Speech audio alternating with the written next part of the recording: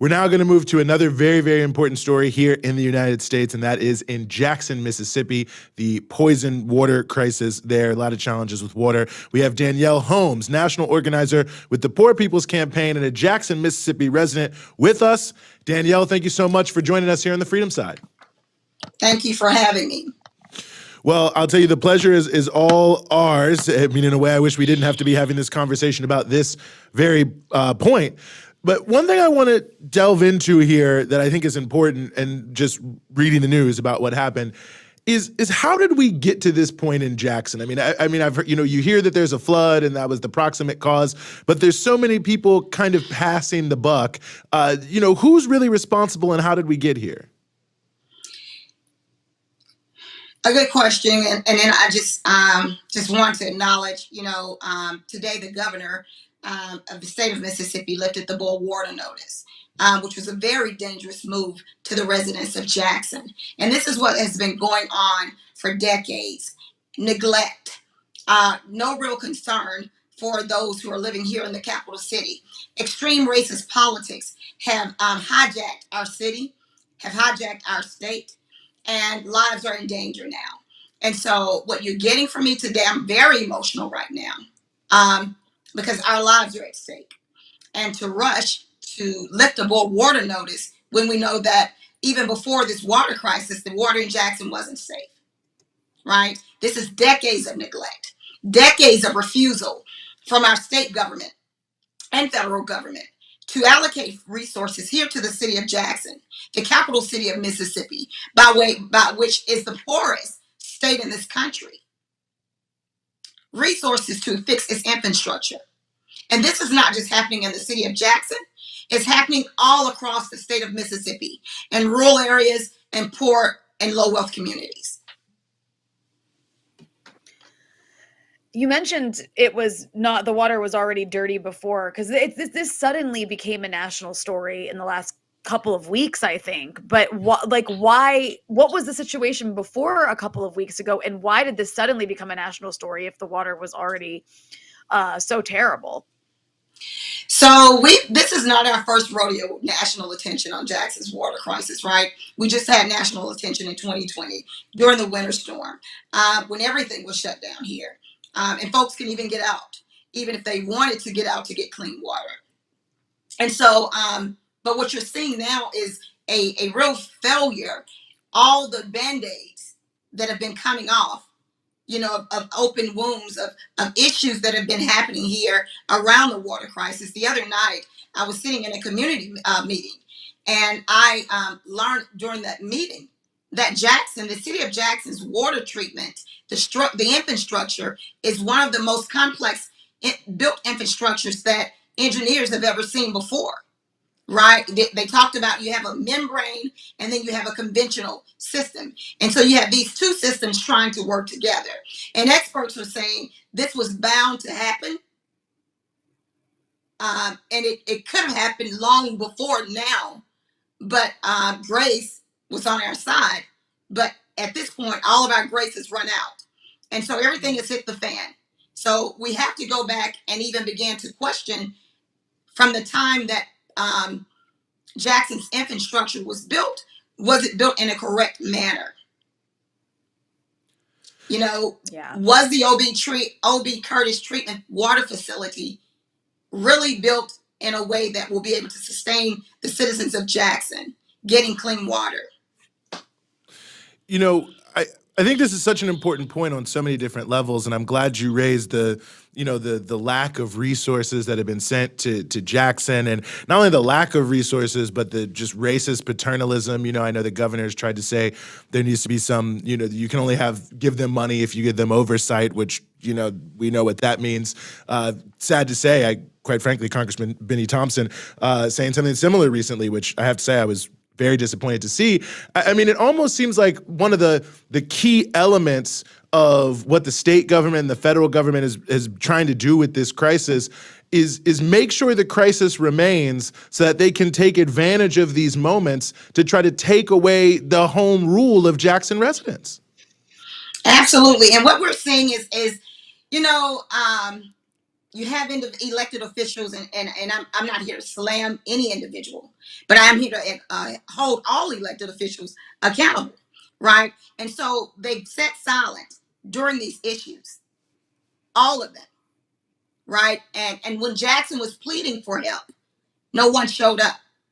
But yet we could talk about, but you show up to talk about privatizing the city of Jackson's water.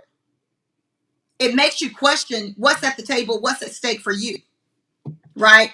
The first thing you do, the first conversation, instead of talking about solutions, the most immediate concern is privatization.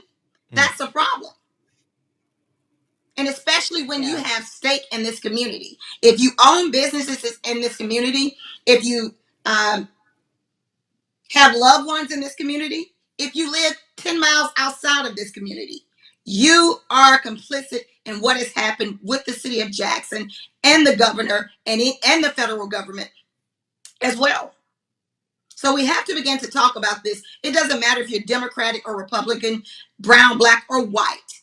We are all impacted by this water crisis, and it is unsafe for all of us that live here in the city of Jackson. So I'm curious, like in the meantime, obviously this water is not drinkable. The images we're seeing, it doesn't look like it can even be used to like bathe oneself right now. So are people just completely dependent on purchasing bottled water? Is there any help in order to get clean water? Because obviously that costs money that people don't often have to just be spending on bottled water. Like, what are people doing to get by? This is such an important resource you literally cannot live without. So as we're seeing, MEMA is pulling out. National Guards that have been distributing water, they're shutting down their sites. But we, the Mississippi Rapid Response Coalition, who has partnered with the city of Jackson, we've been on the ground from day one. For the last 2 years, we've been ensuring that folks will get clean and safe water. We've doubled down on our efforts even now, right? And we're going to push the message that Jackson water isn't clean until it meets all of EPA standards and not just a few. And so we're distributing, we have 6 distribution sites. We're doing door-to-door delivery. We're canvassing. We're going to put the message out there. We're creating our own narrative, a narrative that is true, a narrative that says that lead was in Jackson's water before the water crisis. Lead will continue to be in Jackson's water until Jackson's overhaul and rebuild its infrastructure. You know, I think that's a really good point that you made about the infrastructure, because it feels, you know, almost like that's almost beside the point. I mean, I see some of these numbers and people say, well, the $42 million this. I've read that it would cost $1 billion to rebuild. I mean, it seems like even in the conversation about money that should be given to Jackson, that the city is still being shortchanged, that a lot of the conversation about what people want to give is still not what's necessary to really get things up to par. The city, the infrastructure in Jackson has been shortchanged. This administration, the administration prior, the administration prior to that administration, the administration prior to that administration, right? And so again, we talk about decades of underfunding the city of Jackson, underfunding Jackson's infrastructure, which so happens our state capital sits here, our governor mansion sits here, our governor lives here. He goes and purchases filtration systems and have a water tank at the governor's mansion, leaving Jacksonians to battle with no clean water. You can go and visit restaurants. The lieutenant governor had a visit, Lieutenant Governor Deborah Holzman. You went to go visit restaurants, but not one time has the governor or lieutenant governor been in the community to talk with the residents who are directly impacted. Many of the business owners don't even live here in the city of Jackson. You know, you mentioned the racial element of this, that these are based on racist policies. Can you break that down for us? Like, who's suffering here? The population here in the city of Jackson, we are all suffering. But those who are disproportionately impacted are the poor and low wealth communities. So when you look at who's really impacted directly, disproportionately impacted here in the city of Jackson, you look at West Jackson. You look at South Jackson, the largest part that makes up the city of Jackson, right? Those are the individuals who are disproportionately impacted, which is predominantly Black communities, West Jackson and South Jackson. And so this is when you talk about racism, you see that a governor who clearly states his position when it comes to Black folks, when it comes to the poor and low wealth, and when he feels as if, and when he labels us as liberals, which sometimes, when you read his tweets or what he posts on Facebook, for me, and you all just excuse me, but I have to say this, is that this man is really saying, instead of saying liberals, it's almost as if he's ready to say nigga, right? And it's so blatant. But yet, no one has challenged him on his behavior. We have elected officials year after year sit quiet while Republican-led leadership tap dance on our heads. And they do whatever they want to do, and they get away with it. This is why we are in the crisis we're in the city of Jackson, because you have folks like our Governor Tate Reeves, who have been made comfortable by people that look like me to disrespect us and to treat us in the manner that they're doing. But we come to break those barriers and to shift the narrative and to tell those who have been sitting at the table for 20 to 30 years, 40, 50 years with no return on our tax dollars, it's time for you to go. The state of Mississippi and the way that business has been run is no more. You have $70 million that was stolen from poor and low wealth. And the wealthy walk away from it. But if I go out and steal $1, I'm going to prison. You couldn't say it better than that. And for those who haven't been following it, I mean, this scandal with Brett Favre and taking this money and all of that. I wonder how it feels, I'm curious how it feels to see this playing out at the same time, where you have this, obviously world famous figure in Brett Favre essentially colluding with the government to steal this money to build a volleyball court for the University of Southern Mississippi. And he's not even criminally charged. I mean, he's in every story, not even criminally charged. I'm ranting now, but I just wonder how it feels to see these two things playing out, alongside each other, as a Jackson resident.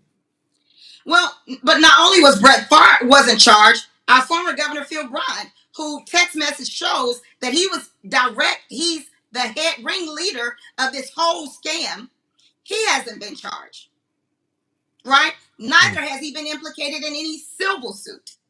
We have to ask the question, why?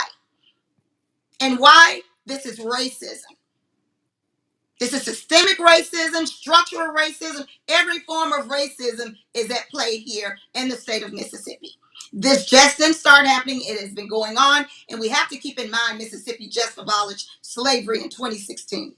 So their mindset that individuals, poor and low wealth, or anybody who are beneath them and not a part of their cult, we are their slaves.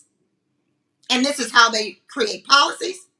This is how they talk, demeaning to us, to the point even that Black folks were made to feel bad just for wanting water in the lines where MEMA was giving out water. A woman was really ridiculed and told that she can go to Walmart and purchase water simply because she needed to pick up water for her disabled elderly neighbors. This is wrong. This is immoral, and it has to stop. Well, Danyelle, before we let you go, I just wanted to ask, I know there's probably a lot of people wondering if there's a way they can support the efforts you all have there in Jackson on the ground, organizing with the masses.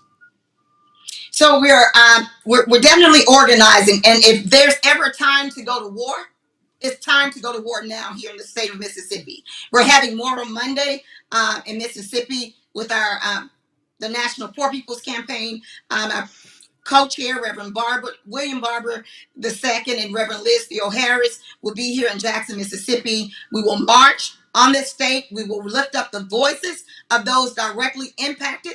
This is not a stage for status quo CEOs or organization presidents, but this is a platform for those who are directly impacted by this water crisis in the city of Jackson, and to tell their story and to tell how they've been overlooked, neglected, ridiculed, and told to pull themselves up by their boots. Well, Danyelle Holmes from the Poor People's Campaign, also of Jackson, Mississippi, really, really appreciate you giving us some of your time here in the Freedom Side. Thank you all so much.